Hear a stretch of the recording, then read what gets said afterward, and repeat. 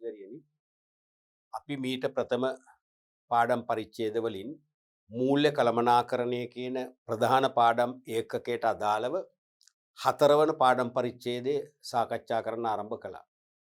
ඒ හතරවන පරිච්ඡේදය අතිශය වැදගත් පරිච්ඡේදයක්. accounting BS දෙකටම වැදගත්, ඒ වගේම ජීවිතයටත් වැදගත්. මොනවද? මූල්‍ය අනුපාත නැත්නම් ගිණුම් කරන අනුපාත.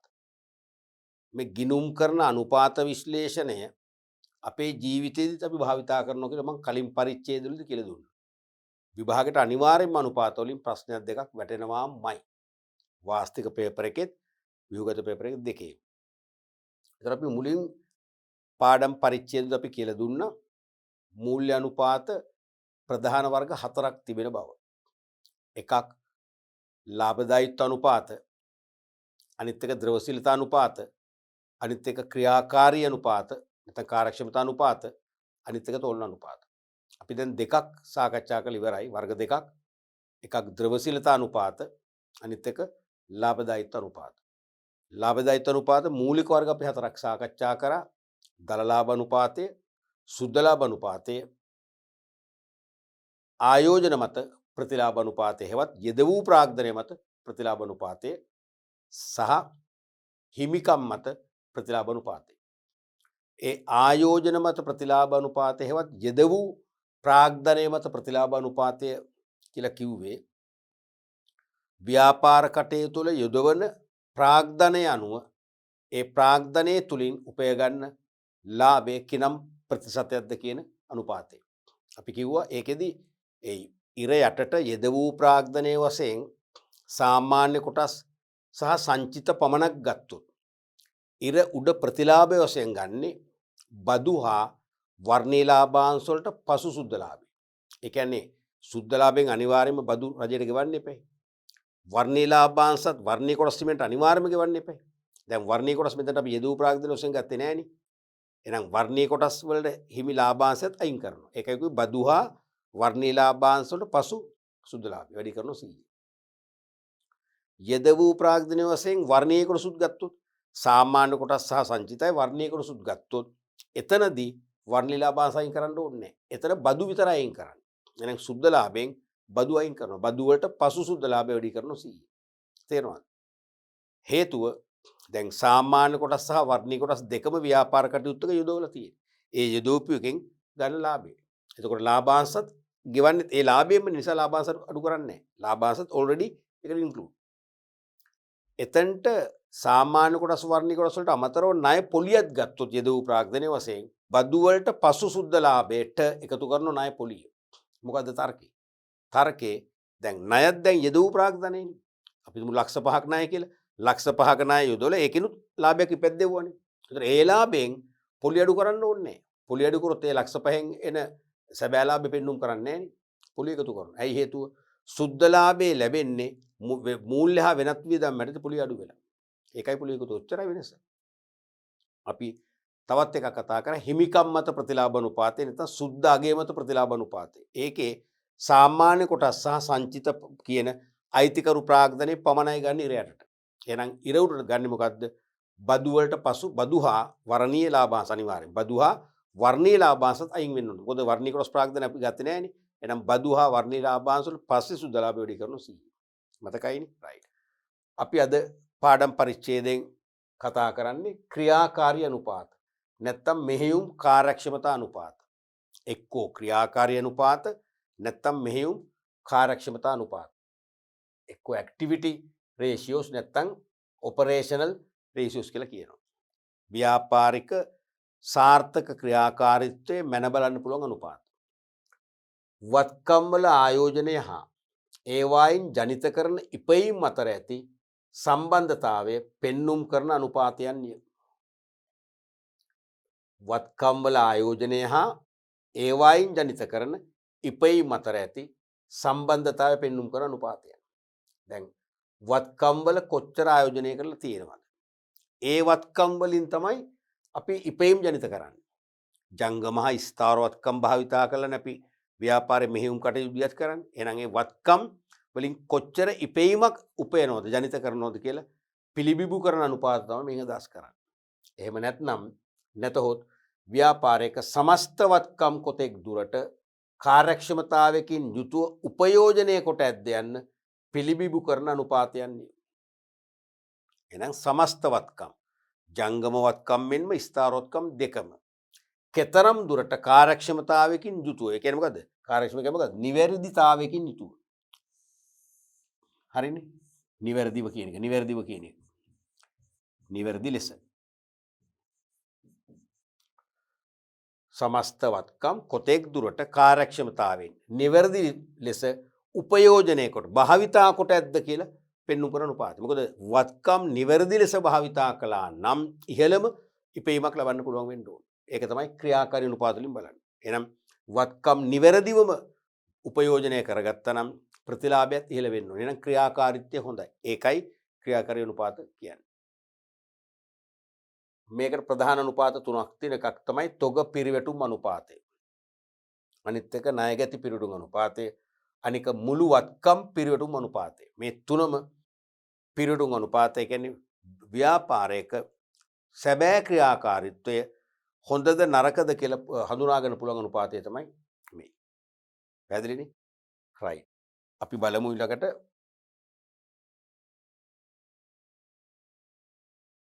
පළවෙනි එක තොග පිරිවැටුම් අනුපාතය. Inventory turnover ratio. Inventory turnover ratio. තොග පිරිවැටුම් අනුපාතය. This ratio shows the speed of converting the inventory into sales quantitatively. This ratio shows the speed of converting the inventory into sales quantitatively. ඒ කියන්නේ මොකද්ද? තොග විකුණුම් බවට පත්වීමේ ශීඝ්‍රතාව ප්‍රමාණාත්මකව දැක්වෙන අනුපාතය. තොග විකුණුම් බවට පත්වීමේ ශීඝ්‍රතාව ප්‍රමාණාත්මකව දැක්වෙන අනුපාතය. නැත්නම් ප්‍රමාණාත්මකව පිළිබිඹු කරන අනුපාතය. ප්‍රමාණාත්මකව පිළිබිඹු කරන අනුපාතය. එහෙම නැත්නම් අපිට කියන්න පුළුවන් තොග විකුණුම් බවට නැත්නම් තොග මොකද්ද? මුදල් බවට. ඒත් හරි. තොග මුදල් බවට පත්වීමේ ශීඝ්‍රතාව ප්‍රමාණාත්මකව පිළිබිඹු කරන නැත්නම් ප්‍රමාණාත්මකව දැක්වෙන අනුපාතය. දෙකම හරිනේ. මේ කියන්නේ තොග යම් පීරියඩ් එකක් තුල යම් කාල පරිච්ඡේදයක් තුල කී වාරයක් විකිනෙනවද කියලා තමයි මේක පෙන්වුම් කරන්නේ. ඒක තොග නිතර නිතර විකිනෙනව නන්ද හොඳ කලාතුරකින් විකිනෙනව නන්ද හොඳ? උත්තරේ දන්නවනේ කිසිදු තර්කයක් නැහැනේ. තොග නිතර විකිනෙන්න ඕන. තොග නිතර විකිනෙනවා කියන්නේ යල්පැනීම් නැහැ, නැශ්‍ය වීම නැහැ. තේරුණාද? අනික නිතරම මුදල් ලැබෙනවා. ව්‍යාපාරයේ ද්‍රවශීලතාවයත් ආරක්ෂා වෙනවා. එහෙනම් ද්‍රවශීලතාවයත් ඉහළ යනවා. හරිද? තොග විකුණුම් බවට පත්වීම හෙවත් මුදල් බවට පත්වීම කියන එකේ තේරුම තොග අලෙවි වෙනවනේ. මේකෙන් පෙන්වු කරන්නේ වාර ගණනක්. හරිද? එහෙනම් යම් කාලයක් තුල තොග කී වාරයක් විකිනෙනවද? තොග කී වාරයක් නැත්තම් මුදල් වෙනවද? ඒ නිසා ද්‍රවශීලතාවයත් මේකෙන් පෙන්වුම් කරනවා. ඒ නිසා තමයි මම කලින් පරිච්ඡේදයේදී කියන්නේ නැති මං හිතන්නේ මගේ මතක හැටියට කලින් දවසක සමහර මූල්‍ය කළමනාකරුවෝ ව්‍යාපාරයක ද්‍රවශීලතා අනුපාත වශයෙන් 3ක් ගන්නවා. අපි කරේ 2යිනේ. දැන් අපිට ගුරුවත් පොත අනුව විෂය නිර්දේශය අනුව නිර්දේශ කළේ 2යි. නමුත් මම මතක් කරා මං හිතන්නේ දැනුත් මතක් කරනවා. මොකද 3ක් තියෙනවා ඇත්තටම. මේකත් එක්තරාන්දමක ද්‍රවශීලතා අනුපාතයක්. මොකද මේකේ තොග විකිනෙනවා කියන්නේ මුදල් ලැබෙනවා. එහෙනම් ද්‍රවශීලතාවයට බලපානවා. එහෙනම් මේක එක් අතකින් ද්‍රවශීලතා අනුපාතයක්. තොග යල්පනින් නැතුව තේරෙනවද? කල්පනින් නැතුව නිතර නිතර අලුත් තොග වශයෙන් අලෙවි වෙනවා කියන්නේ ව්‍යාපාරේ ක්‍රියාකාරීත්වයත් හොඳයි. ඒ නිසා එක් අතකින් ක්‍රියාකාරී අනුපාතය. එහෙනම් ක්‍රියාකාරී මෙන්ම ද්‍රවශීලතා අනුපාතයක් කියලා MCQ ප්‍රශ්නයක් වශයෙන් හරි අහුවොත් තෝරන්න පුළුවන් එකම උත්තරය තමයි තොග පිරිවැටුම් අනුපාතය. තේරුණාද? තොග මුදල් බවට පත්වන වාර ගණන තමයි මේකෙන් පෙන්වුම් කරන්නේ. නැත්නම් තොග විකුණුම් බවට මුදල් බවට පත්වීමේ ශීඝ්‍රතාව පෙන්වුම් කරන අනුපාතය. ඒක හොයන්නේ තොග පිරිවැටුම් අනුපාතය. ඉන්වෙන්ටරි ටර්න්ಓවර් රේෂියෝ එක cost of goods sold. ඒ කියන්නේ විකුණු භාණ්ඩවල විකුණුම් නැත්නම් විකුණු දෙක ප්‍රශ්නනේ විකුණු එක්ක විකුණුම් භාණ්ඩවල පිරිවැය අනික average inventory සාමාන්‍ය තොගේ. තේරුණාද? විකුණු භාණ්ඩවල පිරිවැය බෙදෙනවා සාමාන්‍ය තොගේ. නිතර මතක තියාගන්න විකුණු භාණ්ඩවල පිරිවැය. නැත්නම් විකුණු භාණ්ඩවල ගත් මිල බෙදෙනවා සාමාන්‍ය තොගේ. එතකොට එනවා වාර මේ කියන්නේ වාර ගණනක් එන්නේ. තේරෙනවද? සමානයි මෙතන මේ කියන්නේ වාර. පිළිතුරින් වාර. සාමාන්‍ය තොගේ දන්නවනේ. ආරම්භක තොගේ අවසාන තොගේ එකතු කරලා දෙකෙන් බෙදනවා. හරිනේ? මේක දන්නවනේ. මේක හොයන්නේ ආරම්භක තොග ධන අවසාන තොග.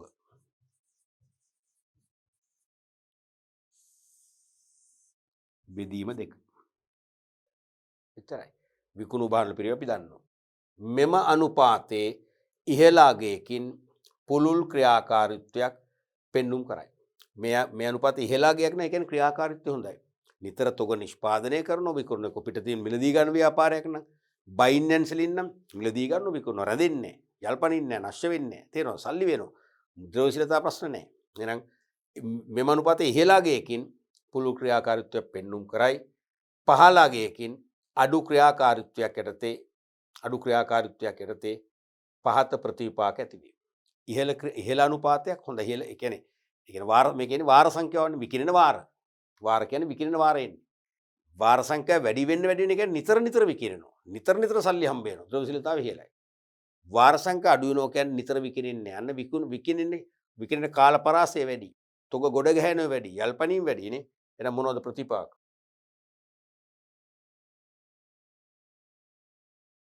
තොග ගොඩ ගැසීම නිසා යල්පැනීම් හා නැශ්‍ය වීම ඉහළ යාම. දැන් මේ අනුපාතයේ වාර සංඛ්‍යා අඩුයි කියන්නේ තොග නිතර විකිරෙන්නේ නැහැ. තොග ගොඩ ගැහෙනවා. නැශ්‍ය වීම යල්පැනීම් පාඩු වැඩි වෙනවා. අනික තොග නඩත්තු පිරිවෙත් ඉහළ යනවා. දැන් තොග පවත්වාගෙන යන්න එපේ. තොග භාවිතයට ගන්නකම්, අලෙවි කරනකම්, තොග ආරක්ෂා කරන ආරක්ෂිත වියදම් යනවා. තොග මෙහෙයුම් වියදම් යනවා. තොග වාර්තා නඩත්තු කරන්න ඕනේ. මුරකරුවට උප් යනවා. තේරුණාද? තොග නඩත්තු පිරිවේ ඉහළ යනවා. ඊළඟට විකුණුම් හා ලාභ පහළ යනවා. දැන් විකුණුම් අඩුයිනේ. විකිනෙන්නේ සෑහෙන කාලයකට පස්සේ. එහෙනම් විකුණුම් සහ ලාභ දෙකම පහළ යනවා. ඊළඟට ගෙවීම් පමාවී සැපෙවුම් කරුවන් කලකිරීම. අනිවාර්යයෙන්ම ගෙවීම් පමා වෙනවා. ඒ තොග විකිනෙන්නේ කලාතුරකින්. නිතර විකිනෙන්නේ නැහැ. එහෙනම් සැපෙවුම් කරුවන්ට පොරොන්දු වෙච්ච පරිදි අපිට භාණ්ඩ සපයපු අයට ගෙවන්න බැරි වෙනවා. ඒගොල්ලෝ කලකිරීමටපත් වෙනවා. නැවත ඒගොල්ලන්ගේ අපට අනාගතයේදී ණයට භාණ්ඩ ගන්න අපහසුතාව ඇති වෙනවාමයි. ඒ කියන්නේ විශ්වාසය බිඳෙනවා. ඊළඟට කාරක ප්‍රාග්ධන දුෂ්කරතා ඇති වෙනවමයි.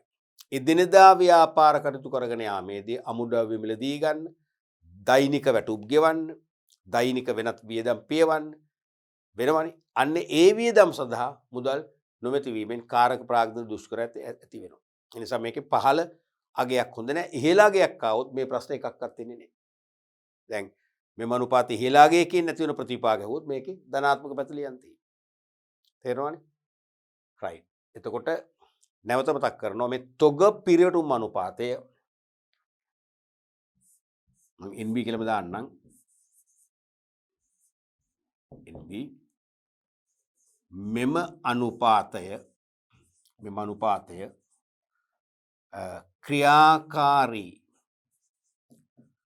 ක්‍රියාකාරී මෙන්ම ද්‍රවශීලතා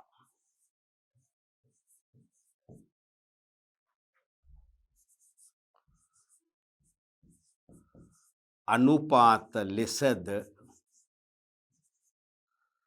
සැලකේ. මෙම අනුපාතයේ ක්‍රියාකාරී අනුපාතිකුත් වෙනවා. එක් අතකින් ද්‍රවශීලතා අනුපාතිකුත් වෙනවා. ටීචර්ස් ගයිඩ් එක අපිට කරන්න දීපු නැති නිසා තමයි මම මේක ද්‍රවශීලතා අනුපාතයක් වශයෙන් කතා නොකළේ. නමුත් එතනට අයිති. එන්න පුළුවන් විභාගෙට. කන්ට්‍රෝලින් චීෆ් ඔය ගුරුවත් පොතරම ලඝු වෙන්නේ නැහැ. තේරෙනවද? මේකේ යථාර්ථයෙන් ප්‍රශ්න අහනවා. ඊළඟට දැන් ටීචර්ස් ගයිඩ් එක නොකියුවට මේ අනුපාතයත් අපිට මෙතනට සම්බන්ධ කරලා කරන්න වෙනවා. මේකෙම උපානුපාතයක් වශයෙන්. මොකද මේක විභාගයට කීප සැරයක්ම ඇහුවා. මොකද තොග අත ඇති දින ගණන කියන අනුපාතය. ස්ටොක් රෙස්ට් ඉන් ටයිම්. තොග අත ඇති දින ගණන. ඒ කියන්නේ තොග භාවිතයට පෙර කොපමණ කාලයක් රැඳී පවතින්නේදයි හෙළි කරන අනුපාතය. අපි තුමු දැන් නිමි භාණ්ඩ නම් තොග විකිණීමට පෙර ගබඩාව කොච්චර කාලයක් රැඳෙනවද? අමුද්‍රව්‍ය නම් නිෂ්පාදනයේට භාවිතයට ගන්නට පෙර ගබඩාව කොච්චර කාලයක් රැඳෙනවද කියන එක තමයි මේකෙන් එන්නේ. ඒක හොයන්නේ තොග අතේ දින ගන්න ඉර උඩ සාමාන්‍ය බඩු තොගේ. සාමාන්‍ය බඩු තොග ගන්න දන්නවනේ. ආරම්භක තොගයයි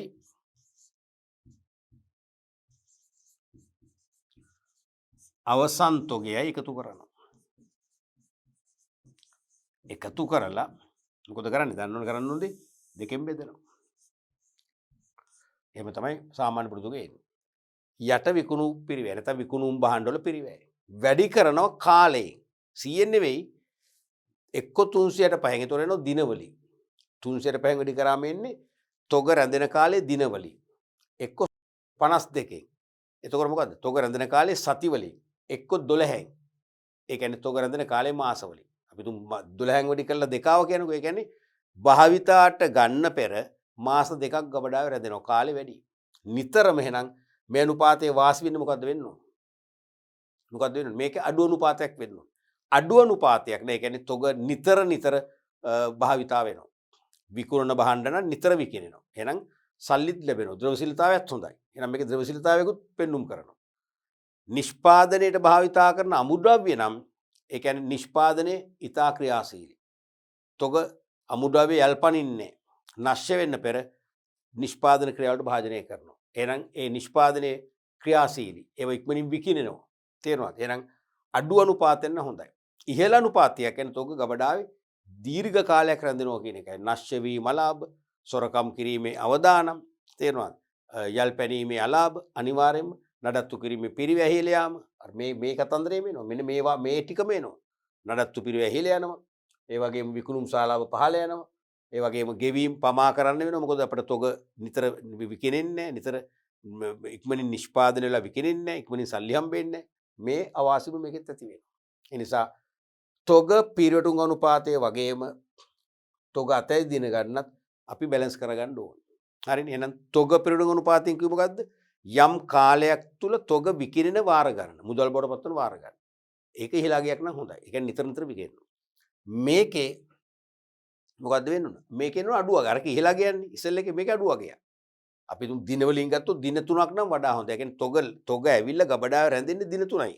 තොග විකිනෙන ඉක්මනට. ඒක නිෂ්පාදනය සඳහා භාවිතා කරනවා. දින 65ක් ගත්තොත් අපු හොඳ නැහැ. මාස දෙකකටත් වඩා තොග ස්ටොක් වෙනවා. හොඳ නැහැ එතකොට. තේරුණානේ? අපි ඒක චුට්ටවන ලියමු.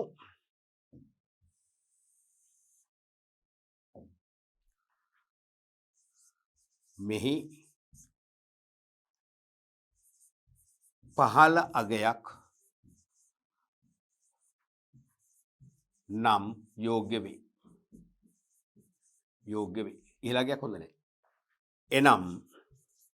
එනම් ඉක්මනින් තොග විකිණීම හෝ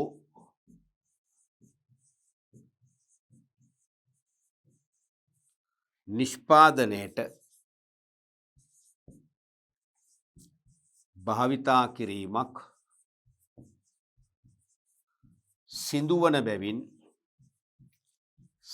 බැවින් කාර්යක්ෂමතාවය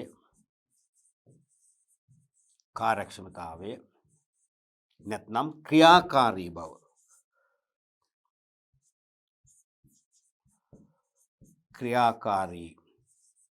බව ඉහළ මට්ටමක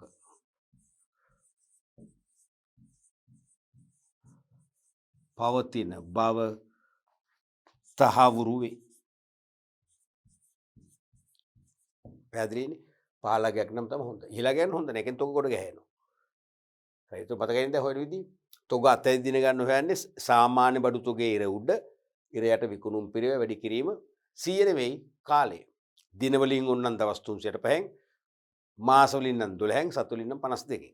සමහර ගැටලු වලදී අපිට මේ අපිට මේ කැමැති අයිතමේ දාගන්න අයිතියක් නැහැ. සමහර ගැටලු ඉගියක් දෙනවා මෙම ව්‍යාපාරය වසරකට වැඩ කරන දින 350කි කියලා. ඒ කියන්නේ එතකොට දවස් කීයද? 365ක් දවස් 15ක් විතර වහනවා. වසරකට වැඩ කරන දින 350ක් කියලා ඉගියක් දුන්නොත් අපි වැඩි කරන්න ඕන 350. 65 නෙවෙයි.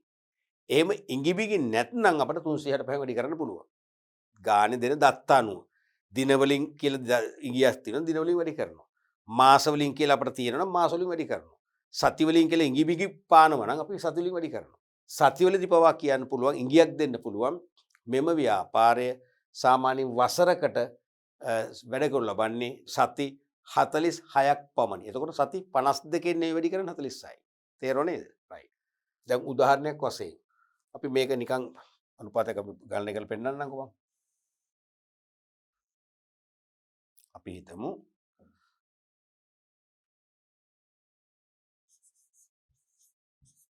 අත ඇති දින ගණන.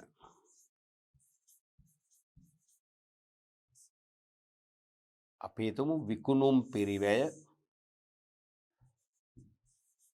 5,20,000යි. සාමාන්‍ය බඩු තොගය අපි හිතමු 40,000ක් ගමුකෝ. ආරම්භක තොගයයි අවසන් තොගයයි එකතු කරලා දෙකෙන් බෙදුවම සාමාන්‍ය තොගය 40. අපි මේක වැඩි කරමු නම් සති 52න් කැපෙන ගානක් ගමුකෝ. සති 52 වැඩි කරගෙන සති කියලා ලියන්න ඕනේ නැහැ. 12න් වැඩි කරාම දන්නවා මාස කියලා ලියන්න ඕනේ නැහැ. දින වලින් වැඩි කරොත් දින 180 350 360 වැඩි කරොත් දන්නවා දින කියලා. වැඩි කරොත් මේ බිංදු තුනට මේ බිංදු තුන කපනවා මේකට කැපිලා යනවා 52 ගියාම 4යි. මොකද්ද මේ ලැබෙන්නේ? සති 4යි. ඒ කියන්නේ නිමි බහණ්ඩ නම් විකිණීමට පෙර ගබඩාවේ සති 4ක් රැඳෙනවා. සති 4ක් කියන්නේ කීයද මාසයක්. තරම්ම සුවදායක නැහැ. ඇඟට ಗುಣ නැහැ නේද? දැන් සති එකක් ආවනම් ෂේප්. සති එකක් කියන්නේ ප්‍රශ්නයක් නෑ. ආව සතියක් තියාගත්ත වික්කා. අමුද්‍රව්‍ය නම් සතියකින් පස්සේ කෙලිම නිෂ්පාදනයට භාවිතා කළා. ඒතර තොග යල්පනින්න දෙයක් ඉතුරු වෙන්නේ නෑ. මේක මාසයක් කොම ටිකක් වැඩි. ඉතින් මේකදී අපිට සංසන්දනය කරන්න පුළුවන් අපිට සමගාමී ව්‍යාපාරවල මාස 2-3 නම් රැඳෙන කාලේ අපි හොඳයි.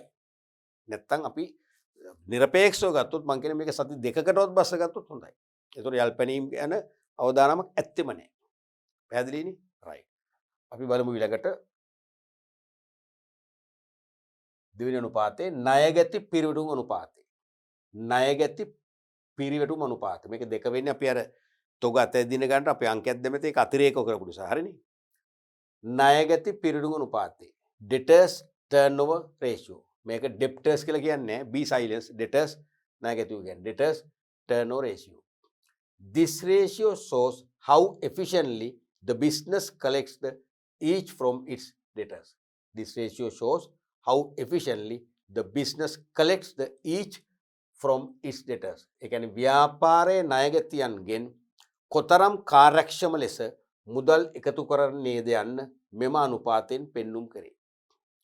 නැත්නම් ව්‍යාපාරයක ණයට වික්කම් පස්සේ ණයගැතියන්ගෙන් කෙතරම් ඵලදායී ලෙස කාර්යක්ෂම ලෙස මුදල් එකතු කරගන්නේද කියලා පෙන්눔 කරන අනුපාතය. නැත්නම් ණයගැතියන් විසින් කෙතරම් කාර්යක්ෂමතාවයකින් යුතුව කෙතරම් උනන්දුවෙන් ව්‍යාපාරයට පමා නොකර මුදල් ගෙවන්නේදයි පෙන්눔 කරන අනුපාතය. තමයි ණයගැති පිරිවැටුම් අනුපාතය කියන්නේ.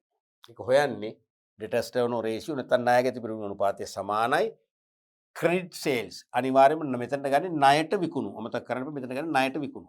හරිද? average debtors සාමාන්‍ය ණයගැතියෝ. දන්නවනේ ආරම්භක ණයගැතියෝ ධන අවසාන ණයගැතියෝ.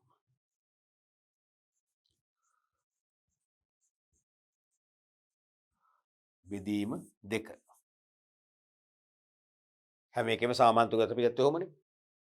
ආරම්භක ණයගැතියෝයි අවසාන ණයගැතිය විශේෂයෙන් එකතු කරලා දෙකෙන් බෙදෙනවා. අපි හිතමු ආරම්භක අවසාන කතාවක් දීලා නැහැ කියලා. එහෙනම් අපි හිතනවා දෙන ලද ණයගැති ශේෂේ සාමාන්‍ය ණයගැති කියලා ගණන් ගන්නවා. එහෙනම් ණයට විකුණුම් බෙදෙනවා සාමාන්‍ය ණයගැතියන්ගේ. බෙදුවම එන්නේ මොකද්ද? මේකෙත් එන්නේ වාර. පිළිතුරෙන්නේ වාර වලින්. හරිද? මෙන්න උදාහරණයක් තියෙනවා. ණයගැති පිරිවැටුම් අනුපාතය සමානයි ණයට විකුණුම් 2,00,000යි සාමාන්‍ය ණයගැතු 20,000යි. එහෙනම් එනවා වාර 10ක්. වාර 10ක් එනවා. ඒ කියන්නේ මොකද්ද? මේ සලකා බලන කාල පරිච්ඡේදයේ තුල ණයගැතියෝ 10 වාරයක් මුදල් ගෙවනවා. 10 වාරයක්. අපි හිතමු මේ ණයට විකුණු මාසික දත්ත කියලා. හොඳට අහගන්න. මාසික දත්ත සාමාන්‍ය ගැතියොත් මාසික දත්තයක් කියලා. එහෙනම් මාසෙකට 10 වාරයක්. නරක නෑ. මාසෙකට 10 වාරයක් මුදල් ගෙවනවා. මේක අපි හිතමු වාර්ෂික දත්ත කියලා. වාර්ෂික ණයට විකුණු වාර්ෂික සාමාන්‍ය ගැතියෝ කියලා. එතකොට වර්ෂයටම 10 වාරයක්. අන්න එතකොට පොඩි ප්‍රශ්නයක් තියෙනවා. වර්ෂෙටම 10 පාරක් කියන්නේ රුගාරේ මාසෙට එක වාරයක්වත් සල්ලි එකතු වෙන්නේ නැහැ වගේ එකක් එනවනේ. 12ක් આવොත් දල වශයෙන් අපි හිතන්න පුළුවන් මාසෙකට එක වාරයක් ණයගැතියන්ගෙන් සල්ලි හම්බ වෙන. ඒකත් කමක් නැහැ ඉතින්. මාසෙකට එක සැරයක් හම්බ වෙනවනේ. දැන් සාමාන්‍යයෙන් වර්තමාන තරංකාරී වෙළඳපොළ තුල ණයට බහන්න විකිණිවිලි මාස දෙකක වගේ ක්‍රෙඩිට් පීරියඩ් එකක් ලැබෙනවා. සමහර අය මාස 3ක්ම දෙනවනේ. මාසයක් කියන ප්‍රශ්නයක් නැහැ. තේරෙනවද? මේක මාසික දත්ත නම් ඉතාම හොඳයි. ස්තරම් ව්‍යාපාරයක්. ඇයි? මාසෙට 10 පාරක් හම්බ වෙනවා. ඒකයි මේ කියන්නේ. යම් කාල පරිච්ඡේදයක් තුල වසරක් තුල හරි මාසයක් තුල හරි කාර්තුවක් තුල හරි ණයගැතියෝ මුදල් කී වාරයක් ගෙවනවා. මේ ගෙවන වාර සංඛ්‍යාව වැඩි වෙනවා කියන්නේ අපිට නිතර නිතර මුදල් ලැබෙනවා කියන එකයි. නිතර නිතර මුදල් ලැබෙනවා කියන එක. තේරෙනවද? එහෙනම් මේ අනුපාතයේ ඉහළගයක් නම් තමයි වඩා හොඳ වෙන්නේ. පහළගයක් නම් විතරම් හොඳ නැහැ. right. ඊළඟට මේ කිව්වේ ණයගැති පිරිවැඩු අනුපාතය. ණයට විකුණුම් බෙදෙනවා සාමාන්‍ය ණයගැතියන්ගේ. ඊළඟට අපි බලමු ණයගැති අනුපාතය. ණයගැති අනුපාතය නැත්නම් සාමාන්‍ය එකතු කිරීමේ කාලය. නැත්නම් සාමාන්‍ය එකතු කිරීමේ කාලානුපාතයත් කියලා කියනවා. debtors ratio නැත්නම් average collection period. average collection period. එතකොට මේකෙන් කියන්නේ ණයගැතියන්ගෙන් මුදල් ලැබෙන සාමාන්‍ය කාලය මෙනෙහි කරයි. ණයගැතියන්ගෙන් මුදල් ලැබෙන සාමාන්‍ය කාලය මෙනෙහි කරයි. අඩු අනුපාතයක් නම් ඉක්මනින් මුදල් ලැබෙන බව තහවුරු කරනවා. හරිනේ. ණයගැති අනුපාතය හෙවත් සාමාන්‍ය එකතු කිරීමේ කාල අනුපාතයෙන් කියන්නේ ණයට වික්කම ණයගැතියන් කොච්චර කාලයකද මුදල් ගෙවන්නේ කියන එකයි. තේරෙනවනේ? ඒතර මේක අඩු අනුපාතයක් නම් ඒ කියන්නේ ඉතා ඉක්මනින් මුදල් ලැබෙනවා. මේක හොයන්නේ සාමාන්‍ය එකතු කිරීමේ කාලය සමානයි ණයගැතියෝ බෙදනවා ණයට විකුණුම් වලින්. වැඩි කරනවා කාලෙන් 100න් එහෙම නෙවෙයි දින වලින් හොයන්න ඕන නම් 305යි. සති නම් 52 මාස වල නම් 12යි. ඒතර අපි හිතමු මේක දින වලින් හෙව්ව කියන්නකෝ. දින වලින් හෙව්වම දින 5ක් ආවා කියන්නේ ඉතාලම හොඳයි. ඒ කියන්නේ අද ණයට වික්කම දින 5කින් සතිය ඇතුළත සල්ලි හම්බ වෙනවා. අපි හිතමු දින වලින් ආවා කියලා දින 80ක්. දින 80ක් ආවා කියන්නේ අද ණයට වික්කම මාස 3ක් කිට්ටු කළා තමයි හම්බෙන්නේ. අපෝ ටිකක් අවදානම්. බොල්ලායත් ඇති වෙන්න පුළුවන්.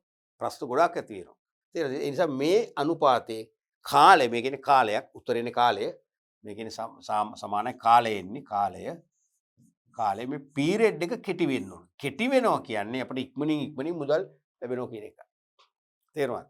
දැන් මේක පටල ගන්න එපා ඉස්සෙල් එකත් එක ළමයි පටල ගන්නවා. දැන් මේ අපි කියන්නේ සාමාන්‍ය එකතු කිරීමේ කාලය හෙවත් ණයගැති අනුපාතය.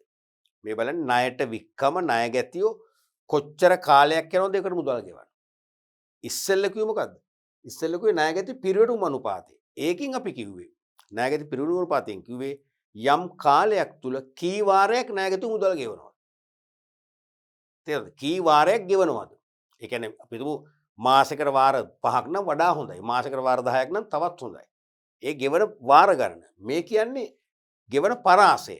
අද ණයට ගත්තොත් කවද්ද ගෙවන්නේ? මේකත් කෙටි වෙන්න ඕන. මේක කෙටි වෙන්න ඕන. තේරුණාද? දිග වුණොත් ඒ කියන්නේ අපර කල්යන සල්ලි හම්බෙන්නේ. බොල්නව දාන වැඩි. පැහැදිලිද? මේක හොයන්න තව ක්‍රමයක් තියෙනවා. මේ එකම සූත්‍රය නෙවෙයි. මේ සූත්‍රය හොයන්න පුළුවන්. තව ක්‍රමයක් තියෙනවා. හෝ සාමාන්‍ය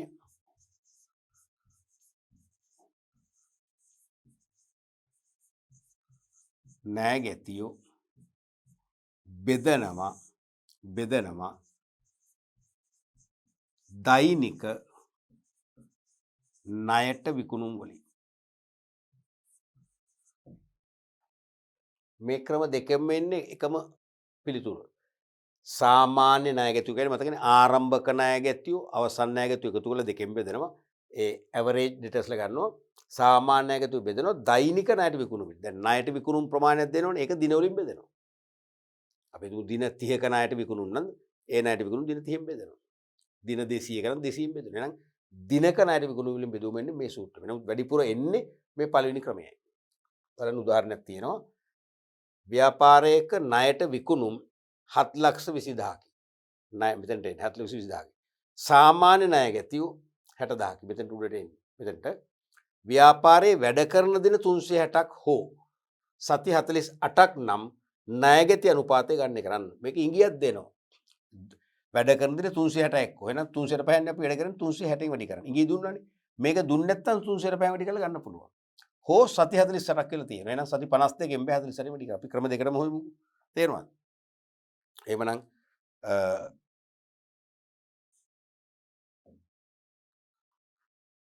මුලින්ම ලියනවා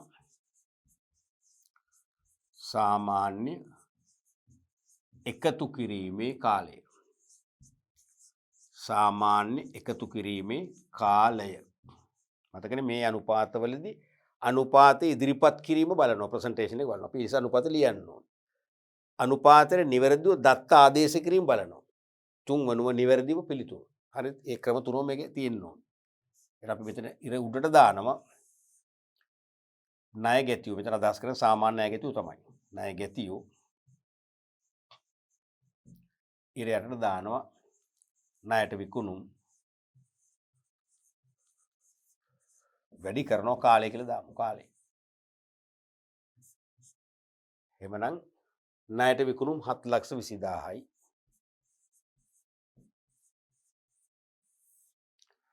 සාමාන්‍ය ණය ගැතියු දීලා තියෙනවා 60,000 ඉර උඩට. වැඩි කරා කාලේ අපි දින වලින් ගමුකෝ දින 360යි. දින 360යි. එතකොට බිඳුවට බිඳුව ගියා මේ 3ට මේ 3 ගියා 36 වරක් 2යි දෙවරක් 6 12 36 වරක් 2යි දෙවරක් 3යි. එහෙනම් එන්නේ කීයද? දින 30යි. මේකේ තේරුම මොකද්ද? ණයට වික්කොත් ණය ගැතියා මුදල් ගෙවන්නේ දින 30කින්. නැත්නම් දින 30කට පස්සේ තමයි මුදල් ගෙවන්නේ. දින 30ක් තුලවත් නෙවෙයි. දින එක්ක හරියටම දින 30කින් නැත්නම් දින 30කට පස්සේ. ඒකේ නරකමත් නැහැ ඉතින්. සාමාන්‍ය වර්තමාන වෙළඳ ලෝකයේ තුල ක්‍රෙඩිට් පීරියඩ් එක ටර්ම් එක දෙනවනේ මාස 2 3 ආදී වශයෙන්. සාමාන්‍යයෙන් දෙකක් ලැබෙනවා. මම දන්න තරමින්. මාසයකින් නරකම නැහැ ඉතින්. ප්‍රමාද නැහැ. මේකේ මේ මාසේ සල්ලි ඊළඟ මාසේ හම්බ වෙනවා. තේරෙනවද? අපිට එහෙම නැත්නම් මේක සති වලට හදන්න පුළුවන්.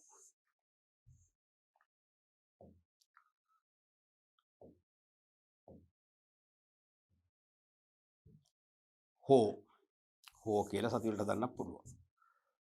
හෝ 7,20,000යි ඉර උඩට සාමාන්‍ය ගැතු 60,000යි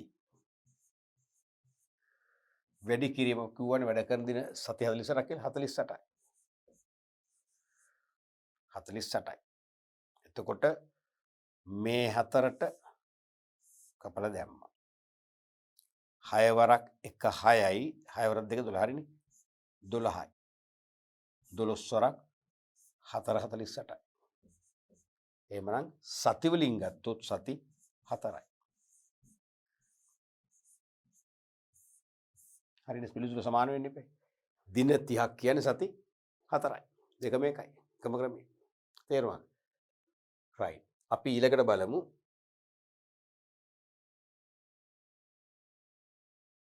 මුළු වත්කම් පිරිවැටුම් අනුපාතය. මුළු වත්කම් පිරිවැටුම් අනුපාතය. total assets turnover. මුළු වත්කම් පිරිවැටුම් අනුපාතය.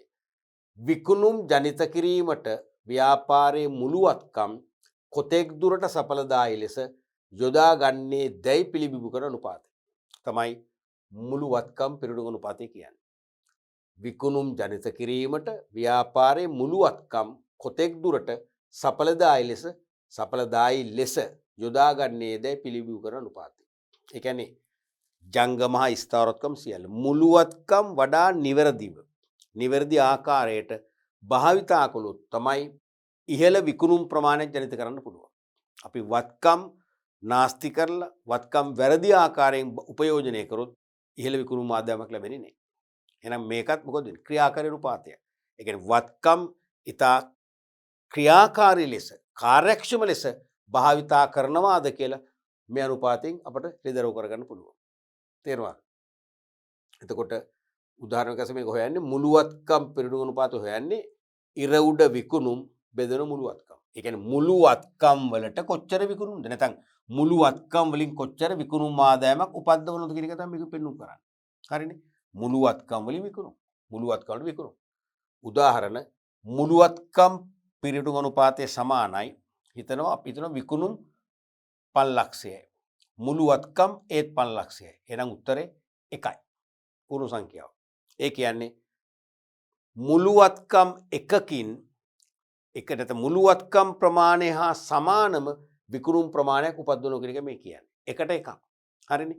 මුළුවත්කම් එකකින් විකුණුම් එකක්. ඒ කියන්නේ මුළුවත්කම් වටිනාකම කොච්චරද ව්‍යාපාරයට පාවිච්චි කරන ඒ වත්කම් වටිනාකමට සමාන විකුණුම් ප්‍රමාණයක් ලැබෙනවා කියන එක මේ කියන්නේ. මෙයාගේ ඉහළ නම්ද පහළ නම්ද හොඳ? කියන බලන්න. ඉහළ නම්. මේ තියෙන මේ ඉහළාගයකින් වත්කම් කාර්යක්ෂමව භාවිතා කරමින් ඉහළ විකුණුම් ප්‍රමාණයක් ජනිත කිරීමට දායක වී ඇති බව තහවුරු කරයි. මේ අනුපාතය ඉහළගයක් ගන්න ඕනේ. මේ එකනේ. අපි නිකමට හිතමු. අපි නිකමට හිතුව මෙතනට 10 ආව කියලා. මේක හිතන්න 50,00,000 කියලා. 50,00,000 නම් ඒ කියන්නේ විකුණුම් 50,00,000යි. නමුත් වත්කම් දාලා තියෙන්නේ 5,00,000යි. එහෙනම් මොකද වෙන්නේ? 10යි. 10 කියන්නේ මොකද්ද?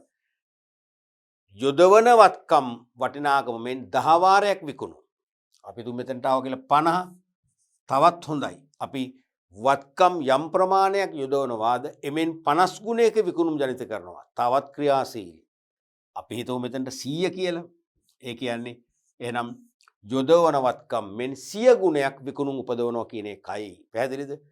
අනිවාර්යෙන් එකට අඩු වෙන්න බෑ. එකට අඩු වුණොත් වැඩේ කචල. ඒ කියන්නේ අපි ලක්ෂ 10ක විකුණුම් දැන් අපි දුම් 0.5 කියලා. ඒකේ තේරුම ලක්ෂ 10ක වත්කම් ආයෝජනය කරලා අපි විකුණුම් උපදවාගෙන තියෙන ලක්ෂ 5යි මදි. ඒ නිසා අනිවාර්යයෙන් එකට වැඩි අගයක් වෙන්නට ඕන. පැහැදිලිද? ඔක තමයි වත්කම් පිරිඩුම් අනුපාතය. වත්කම් විකුණුම්. වත්කම් භාවිතා කරලා කොච්චර විකුණුම් බිහි කරනවද? එහෙනම් ඒකෙන් හෙළිදරව් වෙන්නේ මොකද්ද? ව්‍යාපාරයේ සක්‍රියතාවය, ක්‍රියාකාරී බව. ඒ නිසා තමයි මේක ක්‍රියාකාරී අනුපාත වශයෙන් අපි ගණන් ගන්න.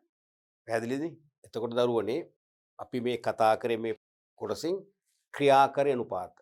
විශේෂයෙන්ම මේ ක්‍රියාකාරී කියන්නේ ව්‍යාපාරයේ වත්කම් කෙතරම් කාර්යක්ෂම ලෙස, නිවැරදි ලෙස භාවිතා කරලා තියෙනවද? උපයෝජනය කරලා තියෙනවද කියන එකයි. තේරුණාද? දැන් නිදසුනක් වශයෙන් අපි හිතමු ව්‍යාපාරයේ කෙටි කාලීන මාර්ග වලින් රැස් කරගත්ත මුදල් නිතර විකිණෙන්නේ නැති භාණ්ඩ මිලදී ගන්න වැය කළා නම් මොකද වෙන්නේ? අනවශ්‍ය ලෙස මුදල් හිර කළා වෙනවනේ. ද්‍රවශීලතා ප්‍රශ්න ඇති වෙන්නේ නැද්ද? අපි නිතර විකිණෙන්නේ නැති භාණ්ඩ විශාල ප්‍රමාණයක් සඳහා මුදල් වැය කරන්න හොඳ නැහැ. ඒකට යම් ප්‍රමාණයක් ඇති. නිතර විකිණෙන භාණ්ඩ වලට මුදල් ආයෝජනය කරන්න ඕන. අන්න ඒක තමයි මේ වත්කම් වඩා ඵලදායී ලෙස, වත්කම් කාර්යක්ෂම ලෙස, නිවැරදි ලෙස භාවිතා කරනවා කියන්නේ ඒකයි. එහෙනම් වත්කම් වල නිවැරදි භාවිතය තමයි මේ ක්‍රියාකාරී අනුපාත වලින් නිතරම ගම්‍යමාන කරන්නේ. ඒක විශේෂම අපි ඒකෙදි කතා කරා තොග පිරිවැටුම් අනුපාතය. තොග පිරිවැටුම් අනුපාතය. තොග අත්‍යති දින ගණන අනුපාතය. මුළුවත්කම් පිරිවැටුම් අනුපාතය. ණය ගැති පිරිවැටුම් අනුපාතය. නැත්නම් සාමාන්‍ය එකතු කිරීමේ කාල අනුපාතය. මතකනේ මේ හැම එකකින්ම ව්‍යාපාරයේ කාර්යක්ෂමතාව තමයි පිළිබිඹු වෙන්නේ. දැන් නිදසුනක් වශයෙන් අපි ගත්තොත් තොග පිරිවැටුම් අනුපාතය. අපි හොයන්නේ මේ විදිහටනේ. ඒ කියන්නේ විකුණුම් පිරිවැය කියලා මම කෙටියෙන් ලිව්වේ. ඒ කියන්නේ විකුණු භාණ්ඩ වල පිරිවැය. විකුණුම් පිරිවැය බෙදෙනවා සාමාන්‍ය තොගයෙන්. හරිද?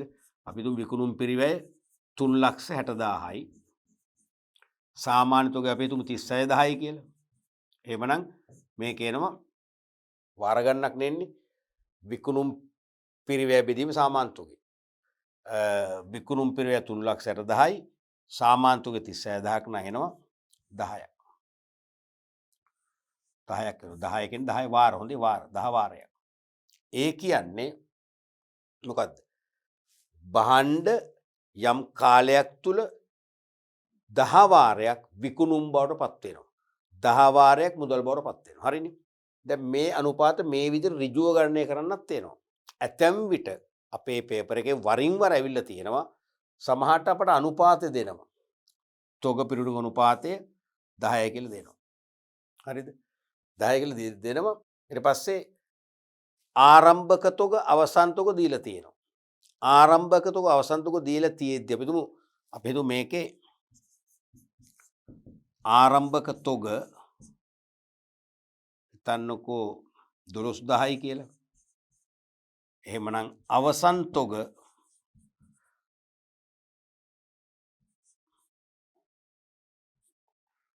හරිනේ. දෙකක් එන්න ඕනේ. 24000යි. 4යි 2යි 2 හරිනේ. 24000යි. එහෙමනම් මේ 30000 බෙදිච්ච විදි මං කිව්වේ. දැන් මේක සාමාන්‍ය තොගේනේ. ආරම්භක තොගේ 12000යි අවසන් තොගේ 24000යි. අපිට දීලා තියෙනවා තොග පිරිවැටුම් අනුපාතය දීලා තියෙනවා.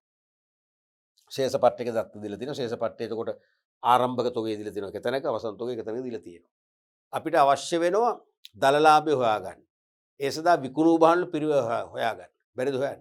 පුළුවන්. අන්න එහෙමත් මේව එනවා කරකවල. දැන් අපි දන්නවා මේකට ක්‍රමේ විකුණුම් භාණ්ඩ වල පිරිවැය සාමාන්‍ය තොගෙන් බෙදුවොත් තමයි මේ 10 වාරය ආවේ. එහෙමනම් මේ සංඛ්‍යාව මෙන්න මෙතන මේ තුල මේ 36 ඒ කියන්නේ මේ යට සංඛ්‍යාවයි අනුපාතේ වාර ගන්නයි තියෙනවා. නම් මේ දෙක වැඩි කරන් පස්සේ මොකද වෙන්නේ? මේ ගාන එනවා. මේ ගාන එනවා. තේරුණාද? ඒ වගේම මේ වාර ගණනයි විකුණු භාණ්ඩ වල පිරිවැය තියෙනවා මොකද වෙන්නේ? අපිට පුළුවන් යට සාමාන්‍ය තොග හොයාගන්න. එහෙමනම් දැන් තොග පිරිණුම් අනුපාතය 10 කියලා දීලා තියෙනවා. ශේෂ පට්ටයක ආරම්භක සහ අවසන් තොග තියෙනවා. මේ දෙක එකතු කරලා අපි ගන්නවා සාමාන්‍ය තොගේ කීයද? 36000යි. හරිද? එහෙනම් මෙන්න මේ සාමාන්‍ය තොගේ 36000 වැඩි කරනවා වාර ගන්න. මොකක්ද දෙන්නේ? විකුණු භාණ්ඩ පිරිවැය. නිකම්ම හොයාගන්න පුළුවන්. එහෙමත් ඔළුවේ තියාගන්න. තේරුණාද? ඊළඟට අපි හිතමු විකුණු භාණ්ඩ වල පිරිවැයයි තොග පිරිණුම් අනුපාතය වාර ගන්නයි දීලා තියෙනවා. මොකක්ද හොයන්න පුළුවන්. එහෙනම් මේ විකුණු භාණ්ඩ වල පිරිවැය බෙදන්න ඕනේ වාර ගණනින්. වාර ගණනින් බෙදුවම එනවා මොකද්ද? සාමාන්‍ය තොගය.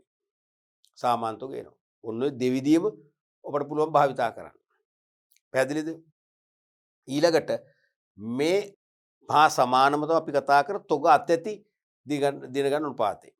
මොකද ඒ තොග අතැති දින ගන්න අනුපාතයෙන් බලන්නේ තොග නරක් වෙන්නේ නැතුව, පරණ වෙන්නේ නැතුව කොච්චර කාලයක් ගබඩාව රැඳෙනවද?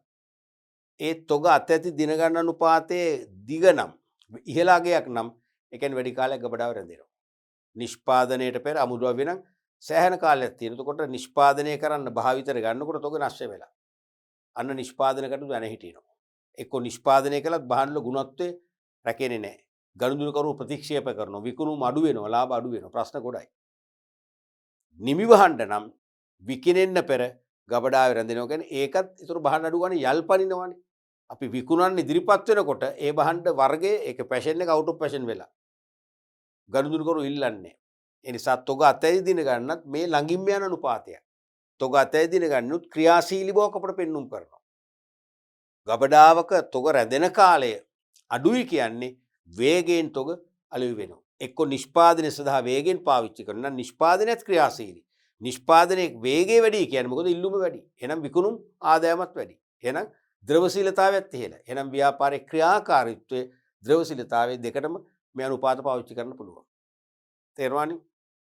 ඊළඟට ණයගැතියන්ගෙන් සාමාන්‍ය එකතු කිරීමේ කාල අනුපාතය අතිශය වැදගත්. මොකද අපි දැනගන්න ඕනේ ණයට වික්කම ණයගැතු මුදල් ගෙවන්න ප්‍රමාද වෙලාද නැත්නම් ඉක්මනින් ගෙවනවද කියන අපිට අවශ්‍යයි. මොකද ප්‍රමාද වෙලා ගියොත් අපේ ව්‍යාපාරයේ ද්‍රවශීලතා ප්‍රශ්න මතුවෙනවා.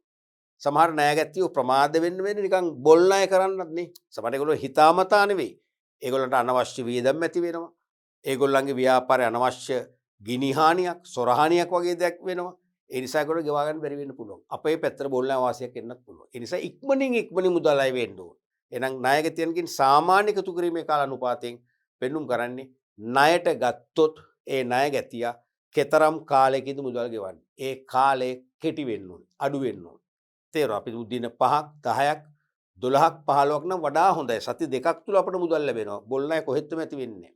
හැබැයි මාස 2 3 4 5 ගත්තොත් ඊටාම අවදානම් අපිට බොල්ලේ අවදානම් වැඩි. මේ සෑම අනුපාතයකම පෙන්눔 කරන්නේ මොකද්ද? ක්‍රියාකාරීත්වය තමයි පෙන්눔 කරන්නේ. දැන් හිතන්න අවසන්ට කතා කරපු වත්කම් පිරිවැඩු අනුපාතයනේ. ඒ කියන්නේ ව්‍යාපාරයේ වත්කම් ජංගම හා ස්ථාර වත්කම් නැත්නම් කිසිවක් කරන්න බෑනේ. යන්ත්‍රෝපකරණ නැත්නම් භාණ්ඩ නිෂ්පාදනය කරන්න බෑ. හරිද? රථ වාහන නැත්නම් නිපදවන භාණ්ඩ බෙදා හරින්න බෑ වෙළඳ පොළට අවශ්‍ය වෙලාවට. ඒ වගේම ගොඩනැගිලි නැත්නම් ගබඩා නැත්නම් නිෂ්පාදන කටයුතු කරන්න බෑ. අමුඩව රැස් කර තබන්න බෑ. ජංගම වත්කම් නැත්නම් අතැති මුදල් ඒ වගේම ජංගම ගුණමේ සල්ලි නැත්නම් අපට හදිසි ගෙවීම් කරන්න එදිනෙදා කාරක ප්‍රාග්ධන අවශ්‍යතා සඳහා වියදම් පියවන හැකියාවක් ලැබෙන්නේ නැහැ. එහෙනම් මේ ජංගම හා ස්ථාවර වත්කම් ප්‍රශස්ත ලෙස නැත්නම් නිවැරදි ලෙස භාවිතා කිරීමේ ඵලය වෙන්නේ මොකද්ද? ඉහළම විකුණුම් ප්‍රමාණයක් ජනිත කරන්න පුළුවන්. එහෙනම් වත්කම් වලින් කතරම් විකුණුම් ප්‍රමාණයක් උපදවනවද කියන එක තමයි ඒ වත්කම් පිරිවැඩු අනුපාතයෙන් පෙන්වු කරන්නේ. ඒකෙන් පෙන්වු කරන්නේ මොකද්ද? ව්‍යාපාරයේ සැබෑ ක්‍රියාකාරීත්වය. එහෙනම් වත්කම් පිරිවැඩු අනුපාතයේදී වෙන්නේ විකුණුම් බෙදෙන වත්කම් වලින්. හරිද? විකුණුම් බෙදෙන වත්කම් වලින්. එතකොට ඒකේ එන්න ඕනේ ඉහළා ගියක්. නේ? ඒකේ එන්න ඕනේ ඉහළා ගියක්. වත්කම් පිරිවැඩු අනුපාතය.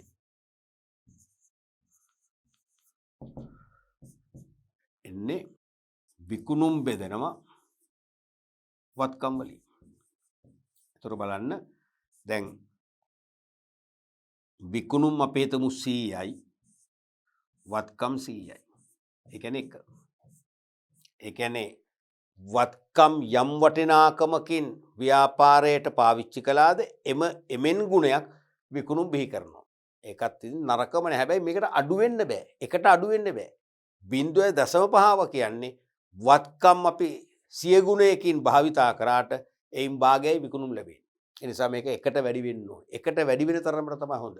අපි තුන් මේකේ 25ව නම් උත්තරේ සමානයි 25ව නම් ඒ කියන්නේ වත්කම් අපි භාවිතා කරන්නේ කොච්චර ප්‍රමාණයක්ද? එමෙන් 25 ගුණයකින් විකුණුම් ජනිත කරනවා. මොනතරම් ක්‍රියාකාරීත්වයක්ද?